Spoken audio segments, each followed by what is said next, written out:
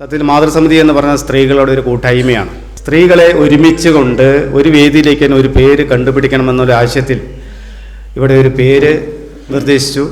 കാരണം സന്ദർഭത്തിൽ വരുമ്പോൾ, ആശയപരമായ ഒരു യോജിപ്പ് വരുമ്പോൾ, അനുകൂലമായ സാഹചര്യങ്ങൾ വരുമ്പോൾ മാത്രമാണ് സത്യത്തിൽ ഒരു കാര്യത്തെ നമുക്ക് സമൂഹത്തിൻ്റെ ഇടയിൽ വയ്ക്കുക.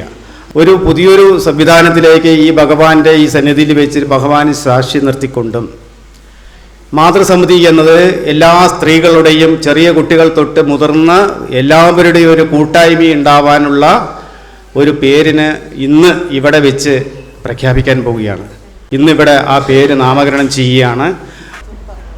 ഈ മാതൃസമിതിയുടെ പേര് ശ്രീ ശക്തി വൃന്ദം എന്നുള്ള പേരാണ്.